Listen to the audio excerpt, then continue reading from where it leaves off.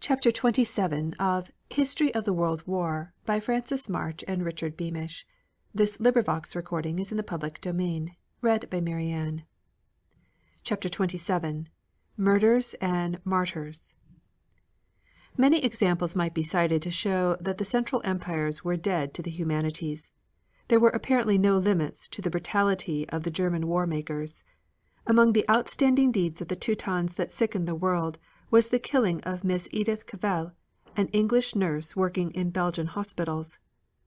A shudder of horror circled the world when announcement was formally made that this splendid woman was sentenced to death and murdered by a German firing squad at 2 o'clock on the morning of October 12, 1915.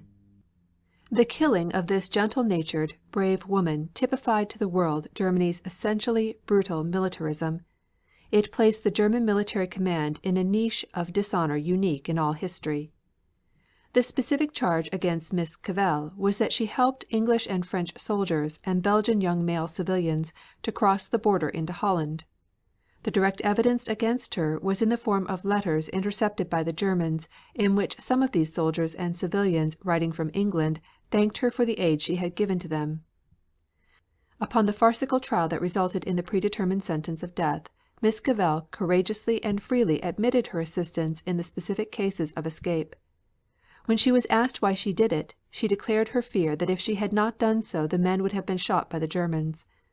Her testimony was given in a clear conversational tone that betrayed no nervousness, and her entire bearing was such as to win the sympathy of everyone except her stony-hearted judges.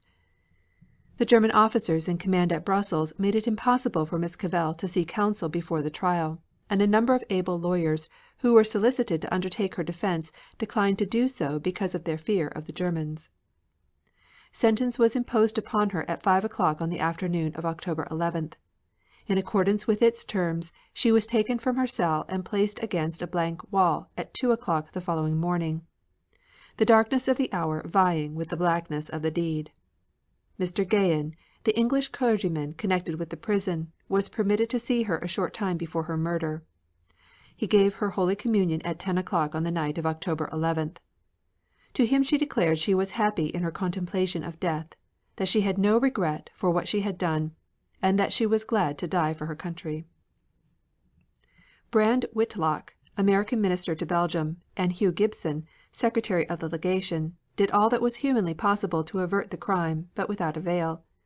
They were told that the Emperor himself could not intervene.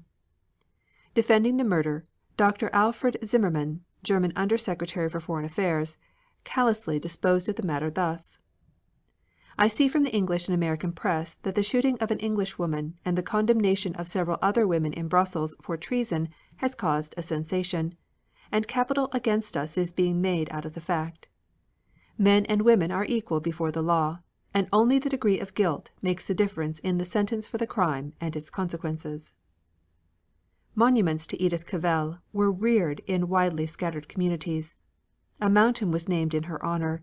Her murder multiplied enlistments and fed the fires of patriotism throughout the Allied countries. In the end, Germany lost heavily. The Teutons aimed to strike terror into the hearts of men and women. They only succeeded in arousing a righteous anger that ultimately destroyed the imperial government.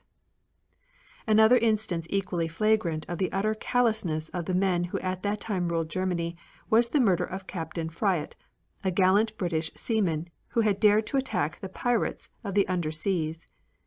Captain Charles Fryatt was the master of the steamship Brussels, a merchant vessel owned by the Great Eastern Railway. It was captured by the Germans on June 23, 1916. Captain Fryatt was taken to Zeebrugge. A court-martial went through the motions of a trial at Berg on July 27th. The charge against Captain Fryatt was that of attempting to ram the German submarine U-33. Mute testimony against Captain Fryatt was a gold watch found upon his person. This carried an inscription testifying that the watch had been presented by the mayor and people of Harwich in recognition of the captain's bravery in attempting to ram a submarine, and his successful escape when the U-boat called upon him to surrender. The prisoners who were captured with Captain Fryatt were sent to the prison camp at Ruhlaben, but Captain Fryatt was condemned to death as a franc-tireur. The news of the murder was sent to the world through a German communiqué dated July 28th. It stated: The accused was condemned to death because, although he was not a member of a combatant force, he made an attempt on the afternoon of March 20, 1915, to ram the German submarine U 33 near the Maas lightship.